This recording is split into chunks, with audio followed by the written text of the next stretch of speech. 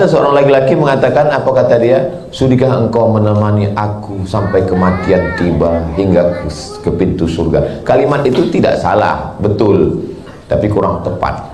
Karena perempuan itu bukan cuma menemani dirinya, tapi adalah menjaga, mendidik anak-anaknya. Mudah-mudahan yang sudah menikah istrinya solihah-solihah, yang belum menikah dipertemukan dengan istri yang solihah-solihah. Sama bunyi aminnya.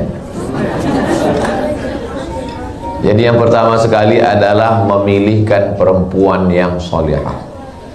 Ketika bercerita tentang Nabi Musa alaihissalam, Nabi yang paling hebat, membawa 600.000 orang dari Mesir ke Palestina, nggak ada tuh satu pun ayat tentang ayah. Carilah ayat tentang ayah Nabi Musa, nggak ada. Yang ada wa auhayna ila ummi Musa, kami ilhamkan kepada ibu Musa. Memangnya Nabi Musa nggak punya ayah? Ada ayahnya. Tapi kenapa disebut ibu Musa? Karena ibu yang punya peranan luar biasa. Ketika semua anak laki-laki yang lahir disembelih, anak laki-laki dipotong kepalanya, hanya karena seorang raja mimpi melihat anak kecil menarik mahkotanya, lalu dia ketakutan, buat razia, semua anak kecil potong kepalanya. Maka saat itu yang menyelamatkan bukan ayah, tapi seorang ibu. Apa kata Allah Subhanahu wa taala? Fa in khifti 'alaihi fa'alqihi fil yammi. Kalau kau takut nanti anakmu disembelih, hanyutkan dia ke sungai Nil. La takhafi, jangan kau takut, wala tahzani, jangan sedih. Ada dua perasaan ibu. Yang pertama perasaan takut, yang kedua perasaan sedih.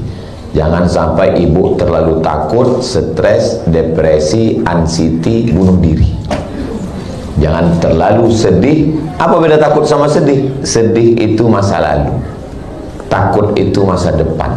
Belum pernah orang bilang aku sedih sekali. Kenapa? Melihat masa depan. Sedih itu masa lalu. Kalau sudah selamat dari rasa takut dan sudah selamat dari rasa sedih, maka bisa menjadi sosok ibu Nabi Musa alaihissalam.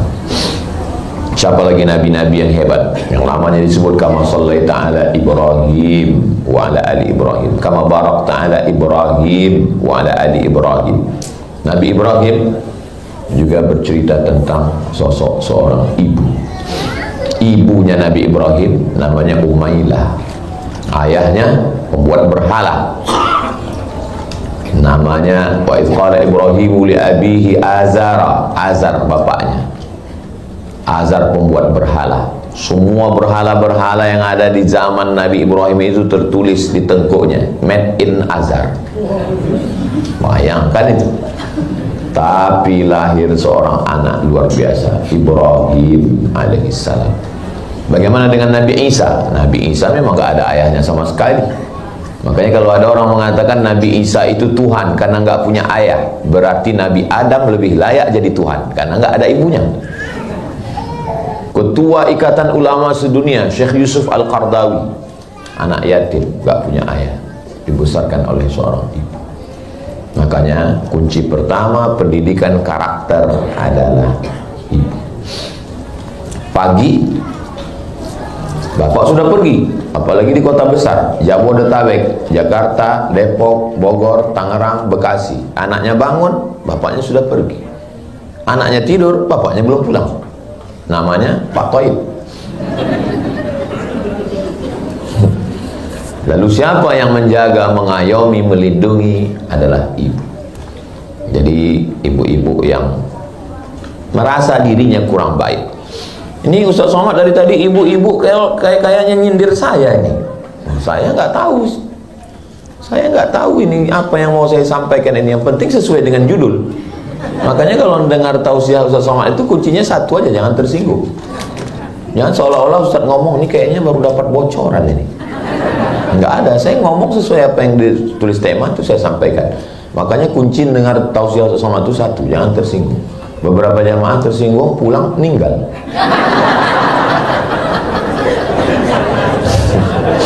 Bukan karena itu, ajalnya memang sudah sampai. Jadi ibu adalah kunci yang utama. Kalau ibunya baik, insya Allah anak baik. Al-baladut thayyibu yakhruju nabatuhu bi'izni rabbihi walladzi khabutha la yakhruju illa nakida. Tanah yang tandus akan mengeluarkan tanaman yang tandus, tanaman yang jelek. Tanah yang bagus akan mengeluarkan tanaman yang cantik dan indah, bunga-bunga. Kenapa bunga-bunga di depan ini cantik dan indah? Ya karena tanahnya bagus. Tapi kalau kita naik kereta api di Maroko dari Casablanca ke Rabat, itu kanan kiri nggak ada bunga mawar, nggak ada bunga melati, yang ada kaktus. Bunga kaktus tumbuh di gurun pasir Sahara. Dilihat tidak menarik, dicium hidung bengkak. Itu ditanam di tanah yang tidak bagus. Siapa dia? Ya bunayya irkam ma'ana. Wahai anakku, mari naik ke atas perahu bapak. Apa kata anaknya? Sa'awi ila jabali ya'simuni minal ma'. Saya nggak perlu naik perahu bapak. Saya cukup naik ke atas bukit yang akan menyelamatkan saya. Nama anaknya Kan'an. Nabi sekalipun, kalau ditanam benih yang bagus, kualitas bagus. Ini Ustaz Abdul Somad, bibit impor dari Malaysia. Ustaz suka makan durian. Iya, apa namanya? Musangking. Ditanam di tanah tempat kita, tumbuh jadi kucing king. Memang tumbuh juga dia. Saking pengennya makan ubi di Mesir, akhirnya dibawalah batang ubi. Dibawa batang ubi, diletakkan di asrama. Kawan saya yang buat, tanam asrama disiram. Memang ada, batangnya tumbuh, tunasnya ada, daunnya hijau, tapi nggak berbuah. Kenapa? Bibitnya bagus, tapi tanahnya tidak bagus. Nah, maka karena itulah, karena melihat kalau perempuan bagus, kalau perempuan itu bagus, maka orang yang dikelilingnya jadi bagus. Perempuan bagus, suaminya jadi bagus. Perempuan bagus, anaknya jadi bagus. Perempuan bagus, mantunya jadi bagus. Kenapa? Karena perempuan yang panitia utama fit and proper test. Sekarang di zaman canggih sekarang, kalau ada iklan apapun namanya, sales, pemasaran, yang dicari laki-laki apa perempuan? Perempuan. Kalau ada sales kulkas nyari perempuan, memang perempuan nggak terlalu jauh dengan kulkas. Tapi sales sepeda motor, sales rumah, tetap nyari perempuan. Dan terakhir sales pilkada, yang dicari laki-laki apa perempuan? Perempuan, karena dia tahu perempuan punya pengaruh di rumah. Yang kena serangan pajar laki-laki apa perempuan? Perempuan, karena kalau sudah perempuan dapat, yang lain ngikut. Nah, ini dari ketawanya curiga sih. Berarti 27 kemarin dapat. Begitulah hebatnya perempuan. Makanya kalau mau keluarga baik, anak baik, beretika, beretitude, akhlakul karimah, perempuan mesti dididik dengan baik. Ustaz Somad itu ngomong aja tuh perempuan. Gimana Ustaz mendidik perempuan dengan baik? Ma'had Az-Zahra itu khusus untuk perempuan. Saya ditanya, kok laki-laki? Laki-laki ada, Nurul Azhar. Tapi kami, yang tempat kami khusus untuk perempuan. Ustazah Fatimah mendidik supaya apa? Karena kalau perempuan baik, anaknya jadi baik, suaminya jadi baik, mantunya jadi baik, lingkungan jadi baik. Kalau sudah istri baik, suami baik, anak baik, mantu baik, cucu baik, selesai masalah. Jadi masalah kita ini sekarang adalah masalah perempuan. Kenapa muncul masalah? Karena banyak perempuan bermasalah. Di sini nggak ada. An-nisa imadul bilad. Perempuan itu tiangnya negara. Negara kita ini tiangnya perempuan. Idza sholahat sholahatil bilad. Kalau tiangnya ini tumbang semua. Kehebohan politik ini sekarang kan karena perempuan semua. Yang paham tentang analisa politik sekarang, itu pokok pangkalnya itu perempuan. Nah, jadi ini yang pertama. Berapa yang Ustaz sampaikan sekarang? Ada 5 poin. Yang pertama sekali adalah perempuan mesti baik berdasarkan contoh-contoh tadi. Yang kedua, apanya lagi mesti baik? Makanan mesti baik.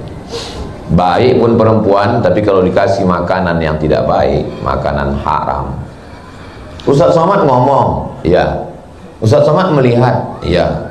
Ustaz Somad jalan, ya. Yang menggerakkan lidah, yang menggerakkan mata, yang menggerakkan telinga, otak. Selamat datang Ustadz. Ustadz Lukman adalah Ustadz yang dididik oleh perempuan yang luar biasa. Saya setiap ke Pontianak datang ke rumah ibu beliau. Ibu yang baik mendidik seorang Ustadz. Ibu kalau mau punya anak seperti Ustadz Lukman, nanti kursus dengan ibu Ustadz Lukman. Ustadz Ardi dididik perempuan.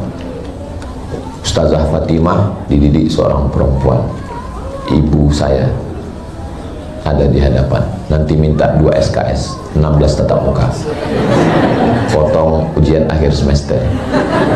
Gimana beliau mendidik anak-anaknya. Nah, makanan ini pengaruhnya luar biasa. Dari mana manusia ini bisa melihat dengan tenang dan bisa mengenali orang? Kemarin video call dengan teman, nggak ada respon.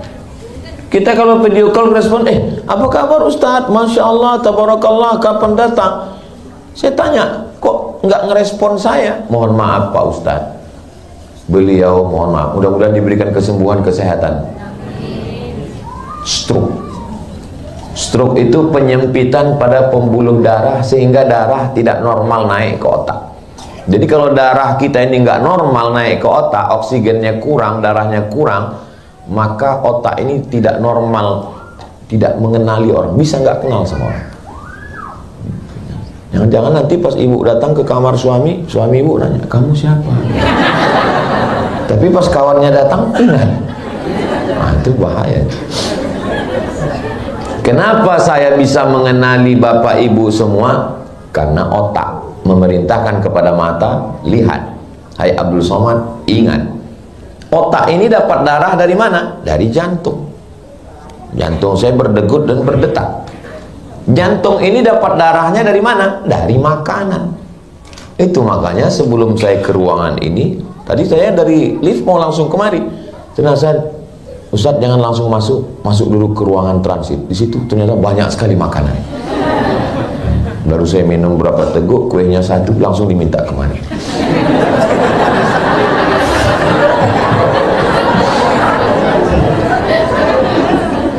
Jadi makanan yang halal itu berpengaruh yang luar biasa. Kenapa koruptor duitnya banyak, rumahnya besar, mobilnya mewah, anak 3, yang pertama narkoba, yang ketiga ganja, LGBT, error semua. Disitulah keadilan Allah SWT. Loh, kok Ustadz ngomong laknat kok jadi adil? Orang yang susah payah, pergi pagi pulang petang, perseringat banting tulang, tunggang langgang, lintang pukang. Kepala jadi kaki, kaki jadi kepala. Susah mencari yang halal, tapi anaknya jadi semua. Tiba-tiba ada orang yang makan haram, korupsi, nepotisme, tiba-tiba anaknya jadi juga. Betapa tidak adilnya Tuhan. Tukang gali kabel optik, berangkat kita jam 7 pagi, dia sudah menggali. Berangkat kita pulang jam 7 sore, dia masih menggali. Pas gajian uangnya dimakan mandor. Mohon maaf mandornya terus. Tapi dengan duit yang secukupnya itu dia biayai, anaknya berhasil semua. Seorang cleaning service dari Bangladesh 15 tahun jadi cleaning service di Malaysia, anaknya jadi dokter, jadi polisi, jadi tentara. Halal. Orang yang makan haram, duit haram, dikasih anak makan haram. Kenapa anak ini nggak pernah berpikir yang baik? Karena berawal dari darah. Semangkok mie ayam, nggak usah mie ayam lah Pak Ustadz, bakso dengan mie ayam. Saya nggak bisa ngunyah Pak Ustadz bubur ayam campur mie ayam dan bakso, satu piring, tapi berasal dari duit yang haram. Berubah menjadi setetes darah, masuk ke jantung, dari jantung naik ke otak, otaknya dapat duit haram. Ngomong kita sama dia 5 menit, menit pertama aja yang halal, masuk menit kedua masuk haram. Kenapa? Faktor makanan. Makanya dalam Al-Quran, kulu, makanlah, min thayyibat, yang baik-baik. Di antara makanan yang baik, OSB. Ya memang iklan itu masuknya setelah setengah jam.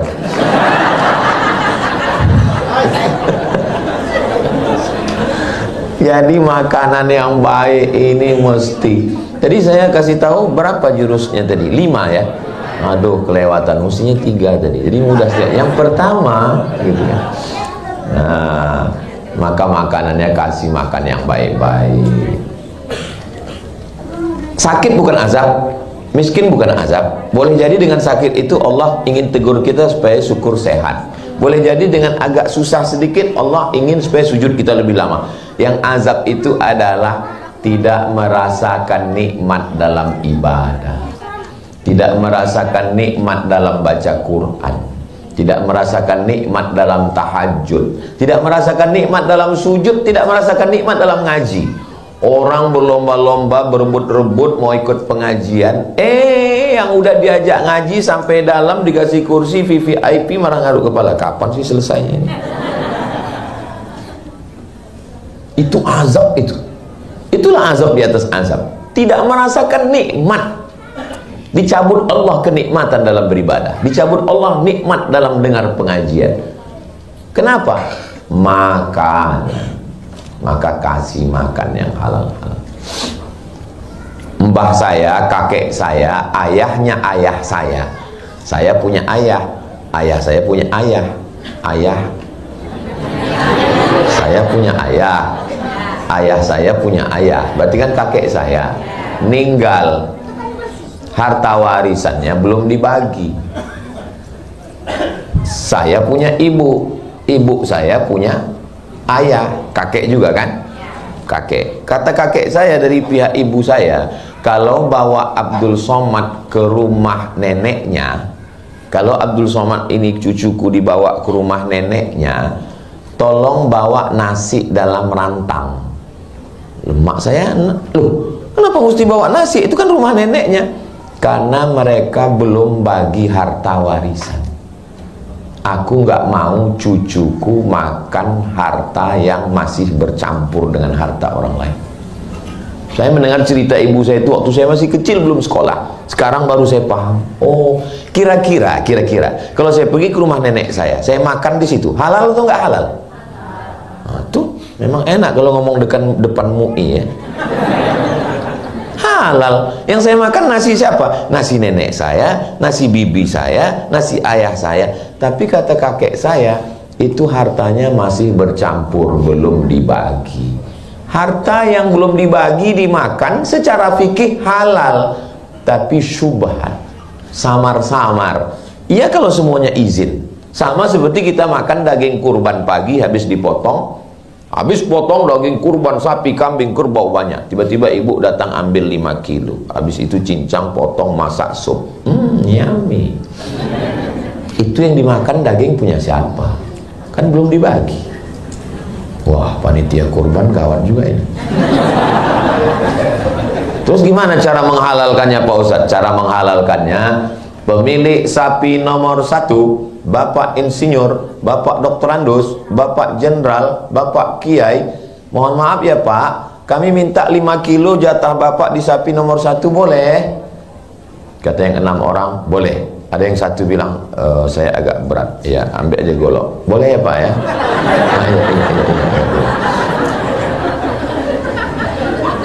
Supaya halal, karena kita susah minta izin. Maka ketika makanan itu syubhat, na'udzubillah, rusak. Ada seorang wali Allah, sholat maghrib di Makkah, sholat isya di Madinah. Sekarang naik kereta api, cepat. Nggak secepat itu, tapi ini karomah. Sholat maghrib di Makkah, sholat isya di Madinah. Sholat maghrib, suatu malam nggak bisa. Kok ora iso ya? Kok nggak bisa? Ternyata bukan karena makan duit haram, karena makan syubhat. Tadi pagi belanja di pasar, beli kurma. Biasanya kurma itu 1 tumpuk 7 butir. Pas hari itu yang jual salah numpuk, ditumpuk 8. Secara fikih jual belinya halal atau haram? Halal. Tapi mestinya dia nanya dulu, Pak, ini kok 8? Biasa kan 7. Begitu halusnya tentang makanan. Jangan kasih anak makan haram. Memang betul Pak Ustadz, ceramah Ustadz itu memang betul. Saya punya beberapa anak Pak Ustadz, saya tes. Yang pertama-pertama ini haram semua. Yang terakhir-terakhir ini halal. Ternyata yang halal ini Pak Ustadz, sholat subuhnya nggak pernah tinggal. Sholat ke masjid. True story, kisah nyata jamaah kita. Nggak boleh disebut, jaga kode etik. Pengaruh makanan terhadap anak itu luar biasa. Ada bendanya yang haram, tapi bukan masalah bendanya yang haram. Datang dari mana? Saya minum air. Air ini halal atau haram? Halal. Tapi air ini bisa jadi haram karena sumber membelinya haram. Saya kalau diundang ceramah di bank konvensional, setiap saya diundang di bank, apa itu Ustaz Somad itu? Halal, halal, halal. Setiap diundang ceramah di bank konvensional, dia datang terus. Memang saya datang untuk ceramah ini. Saya cuma mau nyampaikan, kalian yang di bank konvensional makan haram. Makanya saya setiap diundang di bank konvensional, pasti nggak diundang lagi. Haram. Dikasih minum, nggak saya minum. Dikasih kue, nggak saya makan. Dikasih nasi kotak, saya bawa pulang. Di lampu merah saya kasih ke fakir miskin. Dikasih duit saya ambil, saya serahkan ke yayasan tabung wakaf umat. Karena duit haram, Bapak mana tahu nabung di bank konvensional 1 triliun dapat bunganya 1 miliar, itu jangan diambil. Jangan kasih ke istri, kasih ke lembaga yang dinikmati orang banyak, masoleh ammah. Tapi kalau mau ngasih ke ustadz, ke kiai, ke tuan guru, bawa aja, kasih aja. Jangan ngomong kasih aja langsung. Jangan ngomong begini Pak Kiai, ini ada beberapa uang haram.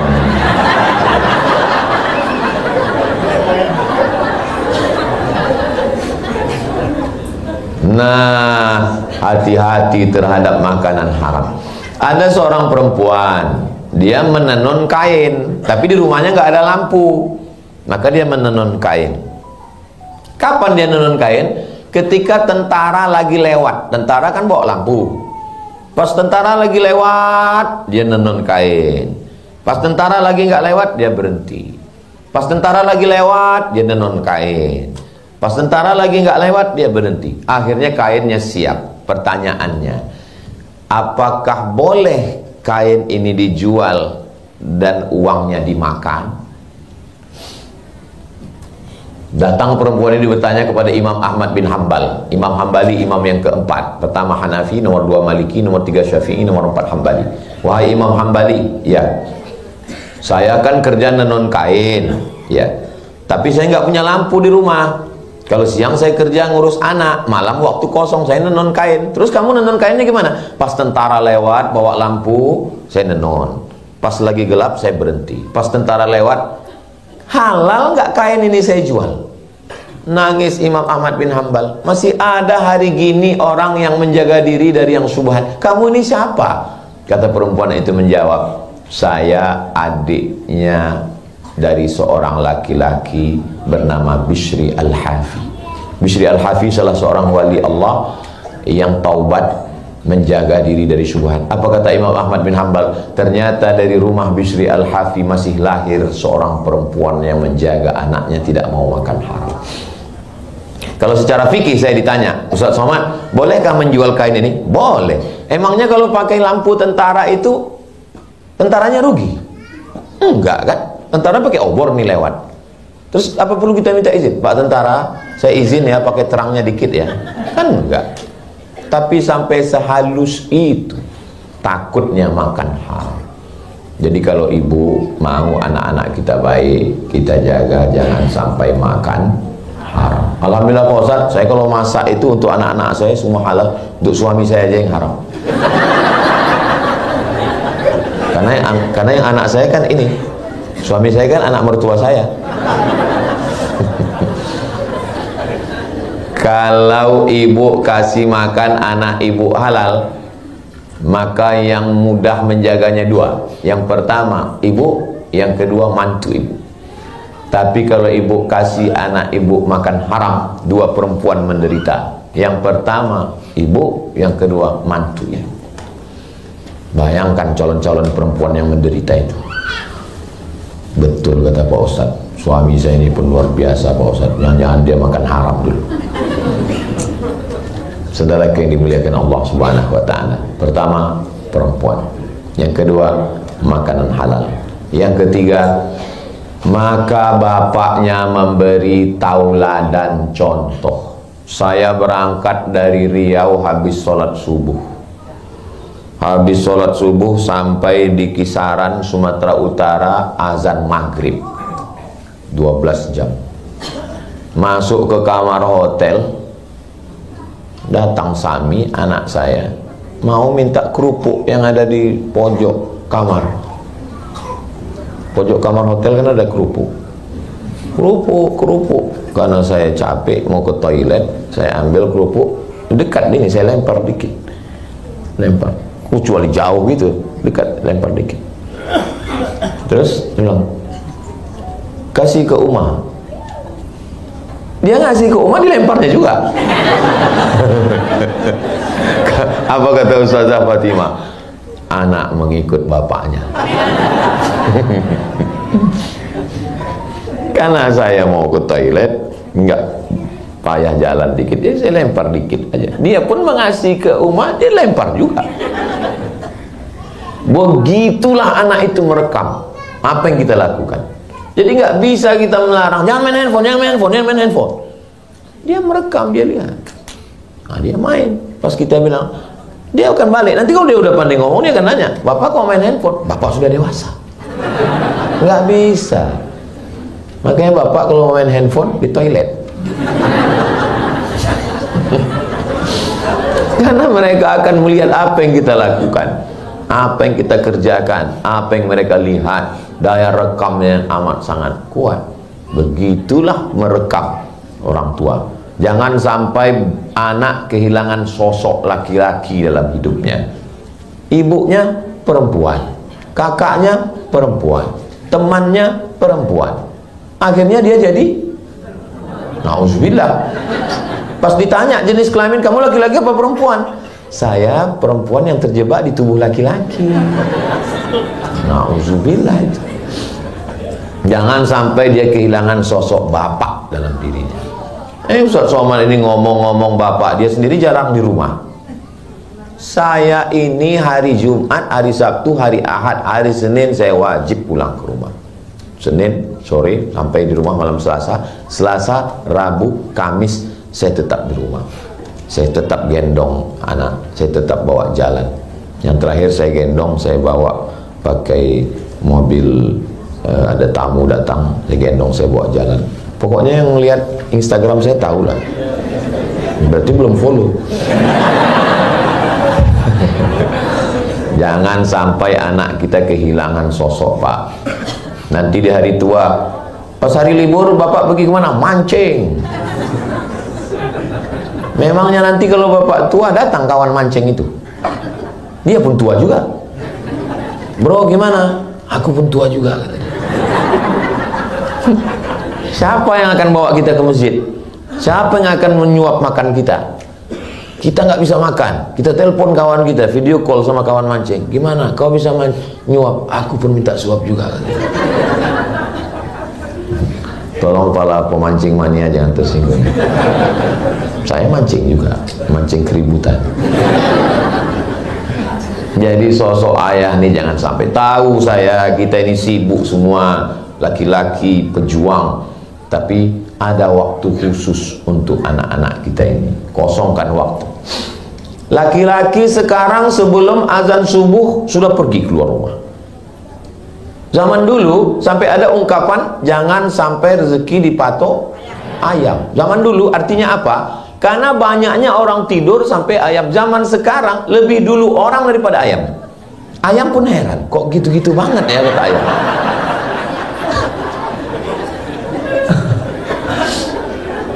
Kalau kita lihat orang zaman dulu ya, orang zaman dulu bangun pagi sempat ke masjid sholat berjamaah, pulang ke rumah sarapan, habis sarapan bawa sapi pergi membajak sawah, nanti zuhur makan sama anak istrinya di pondok di tengah sawah, Nanti sebelum asar sudah pulang, asar di rumah, maghrib di rumah, isya di rumah, bawa anak ke surau, langgar musola, ngajar ngaji.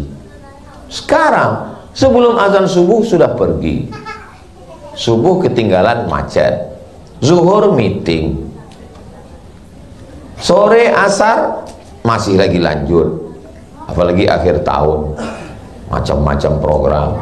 Maghrib macet, isya lelah, berhari-hari, hari jadi pekan, pekan jadi bulan, bulan jadi tahun, akhirnya pensiun. Berapa kita sudah kehilangan kesempatan? Apa sebetulnya yang mau dicari? Orang zaman dulu sempat bersosialisasi dengan tetangga, masih sempat melihara burung perkutut, masih sempat ngasih ikan di kolam, masih bersosialisasi dengan jamaah masjid. Ke masjid nggak pernah, ketemu keluarga nggak pernah, punya duit banyak pun nggak pernah sempat dimakan. Begitu mau dimakan, mau makan kolak, diabetes. Mau makan kambing, tuh banyak yang ngaku. Mau makan emping melinjo, asam urat. Ujung-ujungnya pergi ke rumah sakit, datang dokter spesialis, pegang, kata dokter, Bapak ini terlalu sibuk cari makan sampai nggak sempat. Akhirnya duit yang dicari itu untuk siapa? Untuk dokter spesialis. Selamat Bapak Ibu dokter. Maka jangan sampai kehilangan momen Bapak. Jangan sampai kehilangan. Nangis ibu-ibu karena anaknya lebih mau curhat sama pacarnya. Kok bisa? Kalian kemana aja selama ini? Kami mencari nafkahnya, kebutuhan keluarganya. Kesuksesan seorang perempuan adalah ketika punya anak yang soleh-solehah, duduk di samping pelaminan meneteskan air mata. Apalagi pas acara sungkem itu kan, anaknya dibawa, Papa, Ibu. Ya mereka nangis, yang nonton ketawa. Kenapa? Bulu matanya lepas.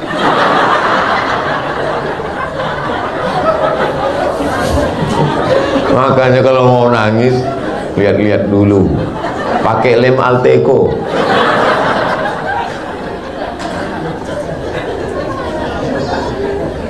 Kenapa ibu menangis di samping pelaminan? Tugas kami sebagai orang tua sudah selesai Pak Ustadz. Kata siapa tugas kalian selesai? Anak kalian pergi dibawa ke pulau bulan madu, seminggu setelah itu pulang, tiba-tiba jilbabnya melayang, bajunya terbang, anting-antingnya 13, satu di hidung. Kita pun heran, ini orang apa sapi kurban?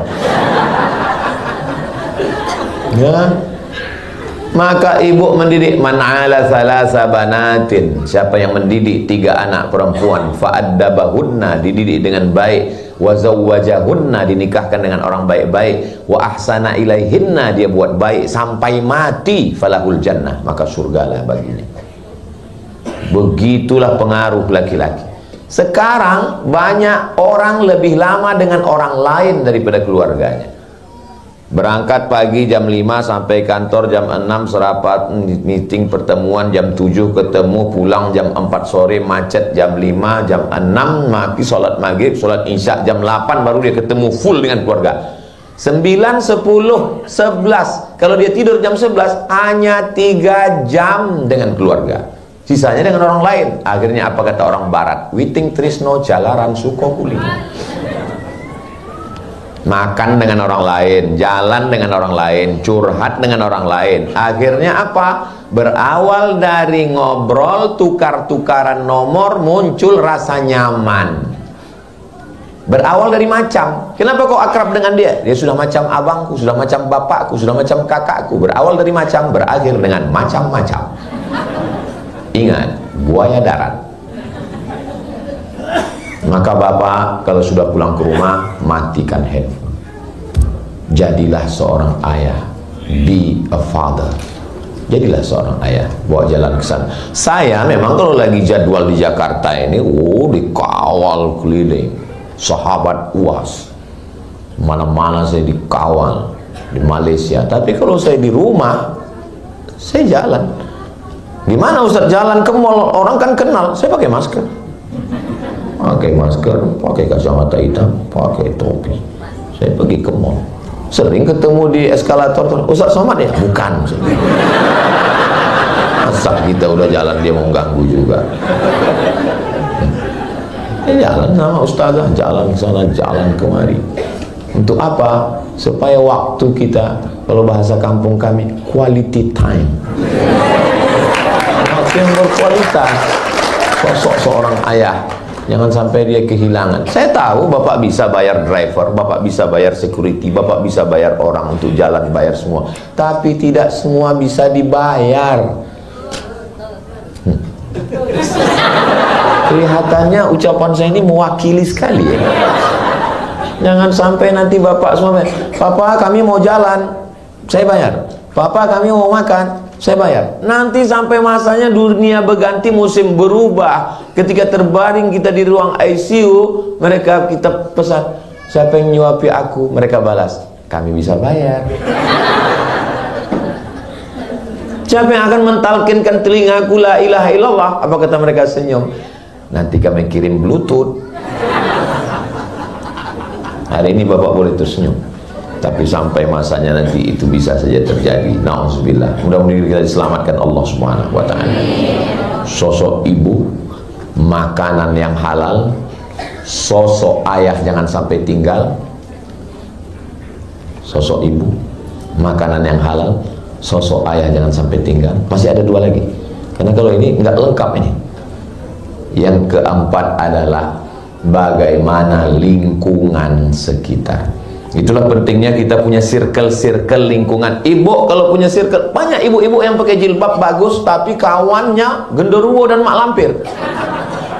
Mereka pas weekend, pas cuti datang ke rumah, rambutnya 3 warna merah kuning kelabu, lipstiknya 3 inci. Ibu memang baik, tapi anak ibu kan lihat teman-teman ibu, circle-circle ibu, maka mereka akan berpengaruh sekali. Maka hati-hati kalau bawa teman ke rumah, apalagi dia gendong, dia lihat pulang teman ibu, dia cat kuku dia panjang, kiki.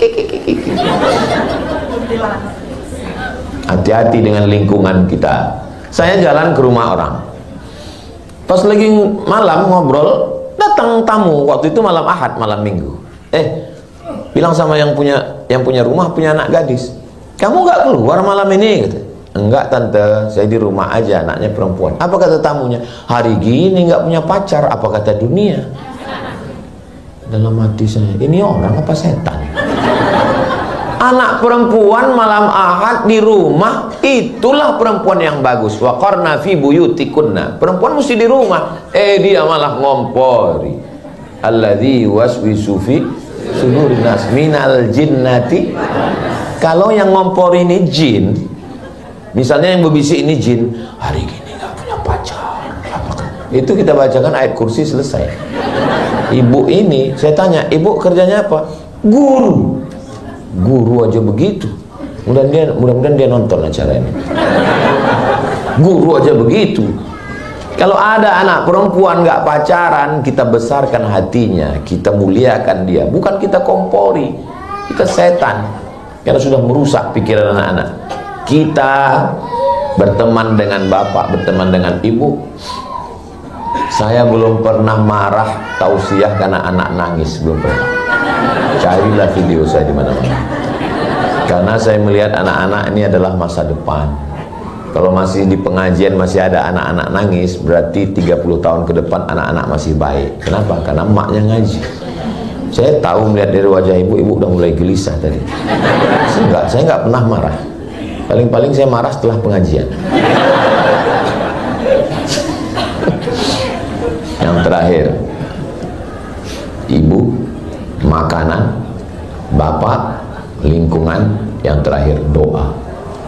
Doa ini luar biasa. Nabi-nabi yang hebat aja doanya, Rabbi habli minas shalihin, Rabbi habli min ladunka dzurriyyatan thayyibah, Rabbana hab lana min azwajina wa dzurriyyatina qurrata a'yun waj'alna lil muttaqina imama.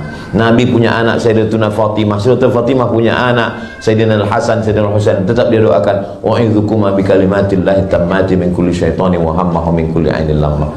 Ustaz Somad, ini anak saya tolong kasih kurma tahnik Ustaz. Saya kasih kurma, saya doakan. Mana tahu bapak ibu mereka tahu nih keluarga besar OSB, lalu nanti mereka tahu dari OSB ya, iya. OSB ini sering pengajian, murid-murid Ustadz Lukman dan Ustadz Ardi nih, iya. Tolong doakan anak saya. Jangan jawab nggak tahu, doakan. Tapi saya nggak hafal doanya Pak Ustadz. Nggak usah kuat-kuat, pakai bahasa Indonesia.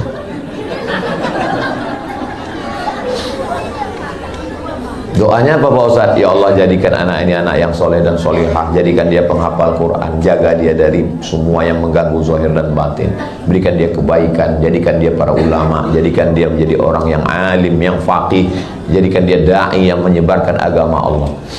Jadi anak-anak ini jangan sampai putus doa. Beda doa ibu saat dia di luar dengan saat dia di kamar tidur.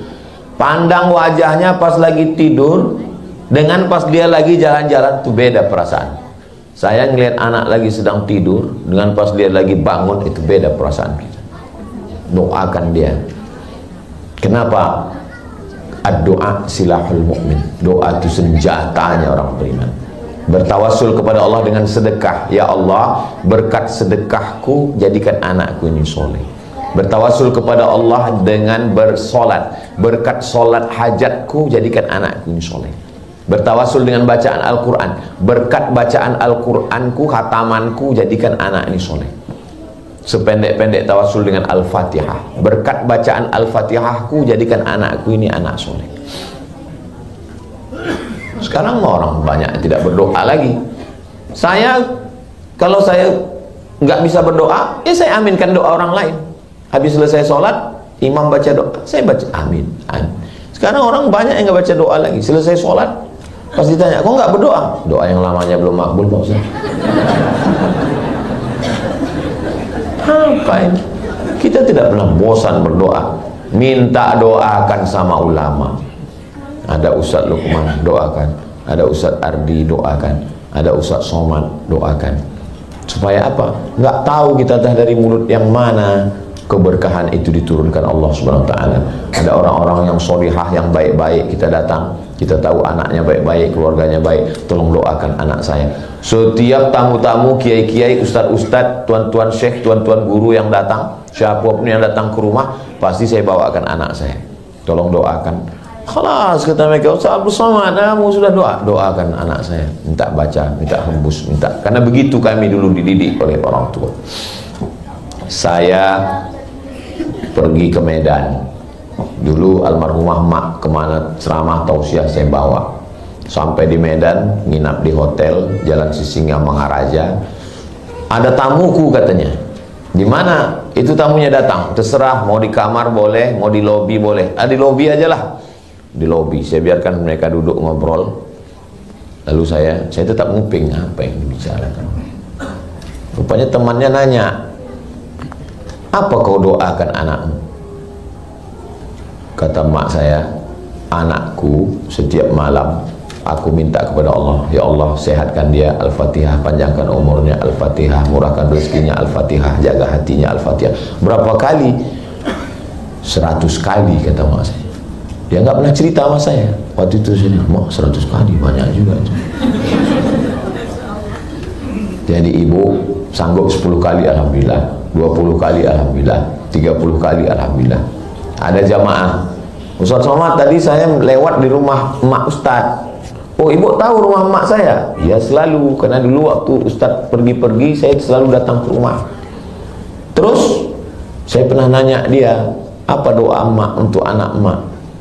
Somad itu kalau dia di rumah malam-malam, aku di depan kamarnya, ku doakan dia, ku zikirkan dia la ilaha illallah 1000 kali, 2000 kali, 3000 kali. Saya tahunya setelah dia meninggal. Bukan dia ngomong saya pas lagi marah, kau sudah kudoakan 1000 kali, kenapa kau nggak pernah balas? Bukan, nggak pernah dia ngomong. Jadi maksud saya, ibu doakan saja sampai siapapun tak tahu, hanya ibu. Justru setelah ibu meninggal baru tahu dari mulut orang lain. Itu dalam. Ada juga kadang orang tua ini berdoa, dihidupkannya dulu streaming. Ya Allah. Saya kok belum ada yang like ya? Rupanya paket habis.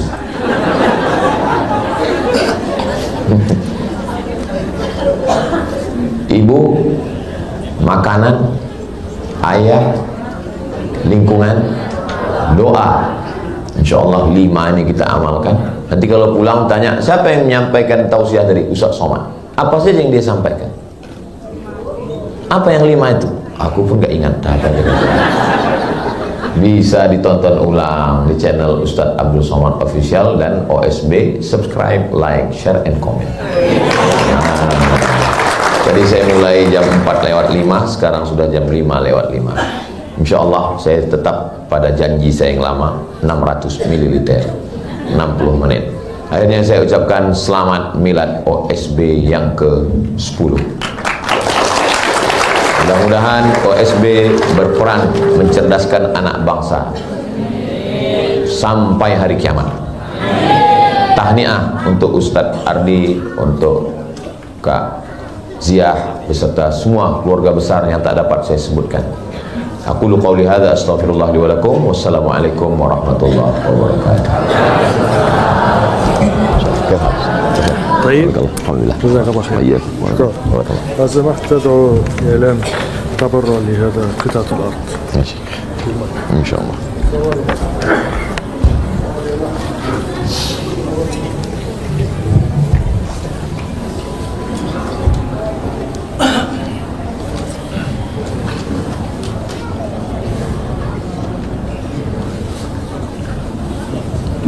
Terima kasih atas kajian yang sangat luar biasa. Selanjutnya yaitu sesi tanya jawab.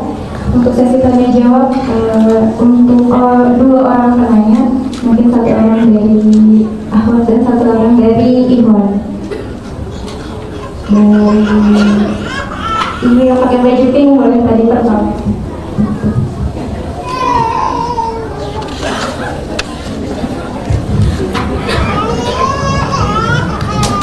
Bismillahirrahmanirrahim. Assalamualaikum warahmatullahi wabarakatuh.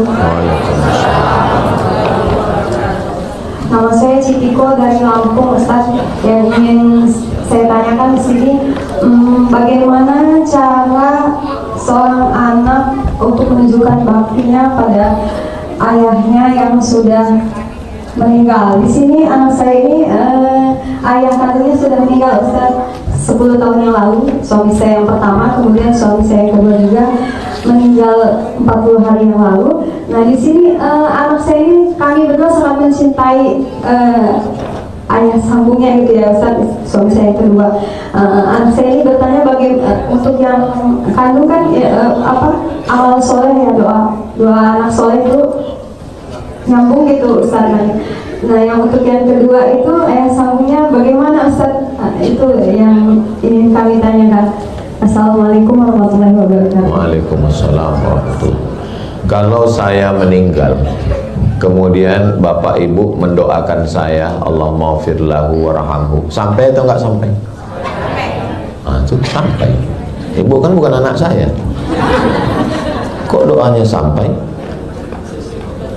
Gara-gara hadis dalam Sahih Muslim, idza matal insan, kalau manusia mati, inqata'a, putus, illa min salasin, kecuali 3, shadaqatin jariyah, sedekah jariyah, atau ilmin yuntafa'u bih, ilmu yang manfaat, aw waladin salihin yad'ulah, anak soleh.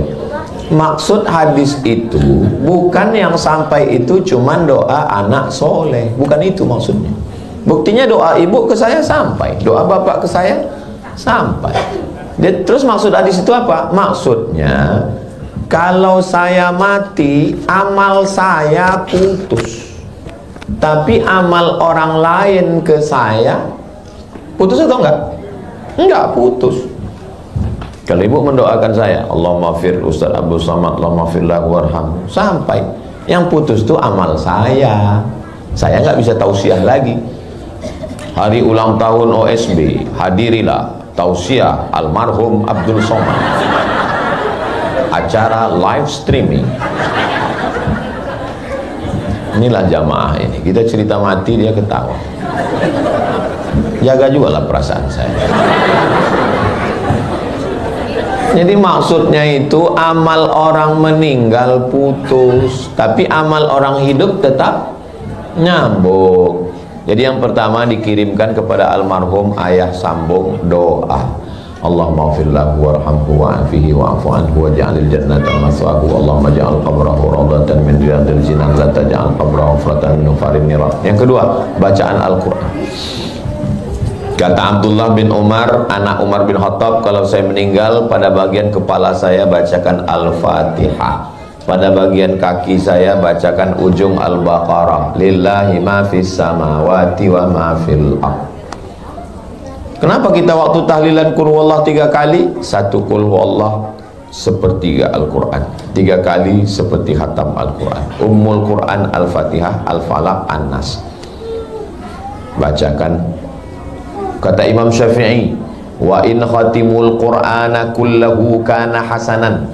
Kalau dikhatamkan 30 juz Al-Quran, bagus, the best, paling bagus. Gak sanggup 30 juz, hatinya Al-Quran, Yasin. Gak sanggup juga Yasin, Qul huwallah 3 kali, Al-Falaq sekali, An-Nas sekali, ayat Al-Fatihah sekali. Gak juga sanggup, saya sampai sekarang tetap mengirimkan Al-Fatihah ke guru-guru. Bacakan untuk almarhum Al-Fatihah sesibuk-sibuknya. Yang ketiga, sedekah.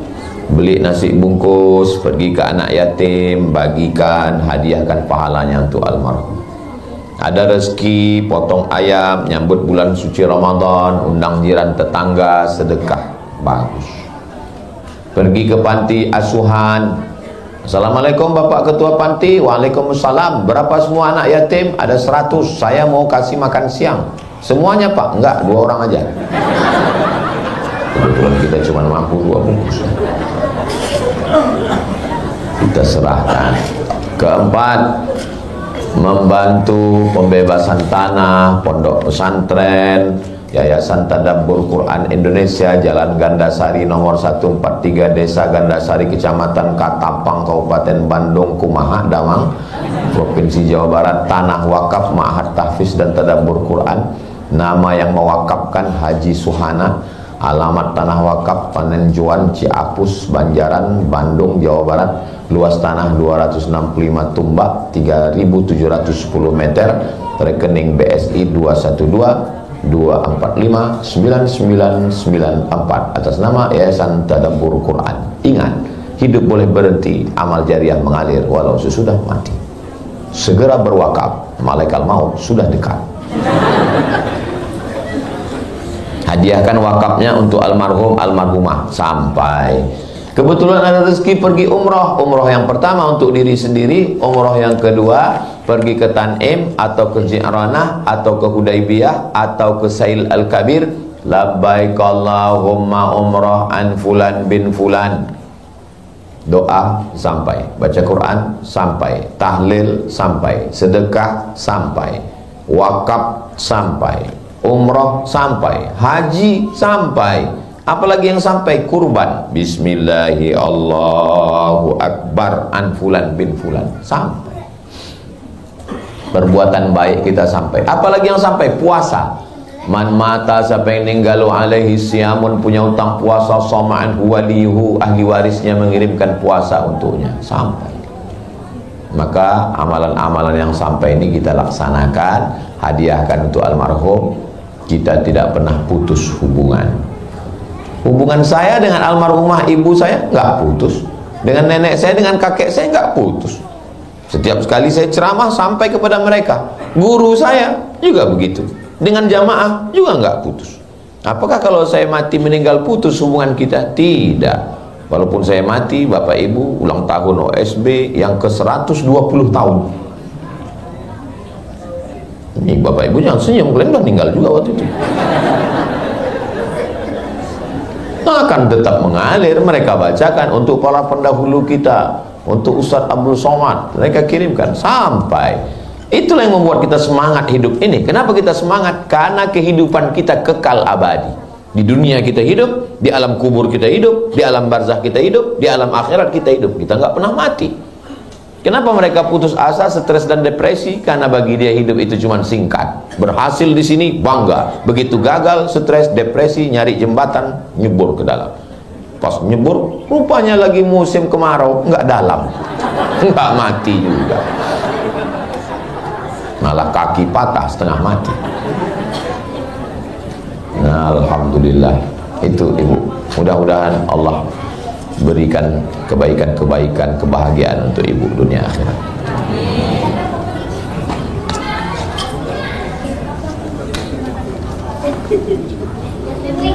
Terima kasih atas jawabannya untuk Ustaz Abdul Somad. Untuk ibu yang tadi bertanya pada Budi Bek,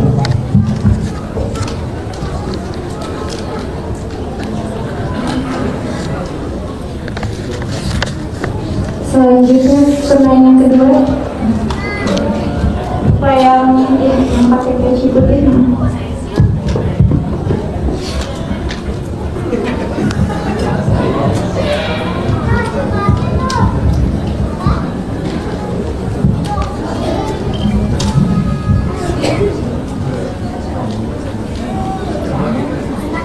Bismillahirrahmanirrahim. Perkenalkan Ustaz, nama saya Muhammad Hafiz, asal Tanjung Balai, Sumatera Utara.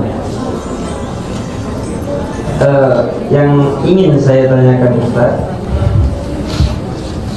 mengenai perkara tentang lingkungan tadi Ustaz. Seperti yang Ustaz berikan contoh tadi, Nabi Nuh terhadap anaknya, yaitu anaknya tadi tidak ditempatkan di tanah yang baik. Yang ingin saya tanyakan Ustaz, lantas bagaimana, maaf Ustaz, Nabi sekalipun kalau tidak ditanam di tanah yang bagus maka akan tak bagus hasilnya. Kira-kira begitu tadi perkataan yang Ustaz sampaikan yang bisa saya catat. Yang menjadi pertanyaan saya Ustaz, lantas bagaimana dengan sosok Nabi Muhammad yang dimana beliau itu diletak di tanah yang dikenal sebagai tanah jahiliyah Ustaz. Mungkin sekian pertanyaan saya. Semoga sehat selalu Ustaz. Amin. Barakallahu fikum. Fikum barakallahu. Terima kasih. Datang dari Tanjung Balai. Tanjung Balai itu letaknya di Sumatera Utara. Ada pantun untuk Tanjung Balai. Tanjung Balai teluk nibung, tembak lantai kena hidung. Tembak lantai kena hidung maksudnya kentut. Lantai yang ditembak kan hidung yang kena. Nabi Muhammad itu kan tinggalnya di lingkungan kafir musyrik jahiliyah. Ayahnya Abdullah. Abdullah nama ayahnya, Aminah ibundanya. Abdullah hamba Allah, Aminah perempuan yang amanah. Ketemu hamba Allah dengan perempuan yang menjaga amanah, lahirlah anak terpuji di langit dan di bumi, Muhammad SAW. Itu simbol. Kalau mau anak kita terpuji di langit dan di bumi, maka bapak jadilah Abdullah. Tapi jangan pulang dari sini ibu semua ngomel, pantasan anak kita tidak terpuji karena kau bukan Abdullah. Bapak pun juga balik, pantasan anak kita tidak terpuji karena kau bukan Aminah. Akhirnya perang dunia ketiga. Jadi simbolnya jadilah seorang laki-laki yang Abdullah, bukan Abdul Fulus, bukan Abdul Mampus, bukan Abdul Dunia. Ta'isa Abdul Dinar, celaka hamba dinar. Ta'isa Abdul Dirham, binasa hamba dirham. Jadilah hamba Allah. Maka perempuan yang amanah ketemu dengan hamba Allah, akan lahir Muhammad yang terpuji. Oke. Tapi kenapa dia itu bisa terjaga, terpelihara, padahal lingkungannya pemeliharaan Allah Subhanahu wa ta'ala. Yang menjadi mempengaruhi manusia ini 4. Yang pertama ayah, yang kedua ibu, yang ketiga bacaan, yang keempat lingkungan. Nabi Muhammad tidak terpengaruh dengan 4-4-nya. Ayahnya meninggal ketika dia belum lahir. Ibunya meninggal ketika dia dalam usia perlu ibu. Dia tidak terpengaruh oleh bacaan karena dia tidak bisa membaca. Dan dia tidak dipengaruhi lingkungan karena Allah ingin menciptakan dia, dan kalam yang keluar dari mulutnya itu tidak dipengaruhi apapun. Saya ngomong ini karena dipengaruhi sekolah saya, karena saya bisa baca, saya belajar di Azhar.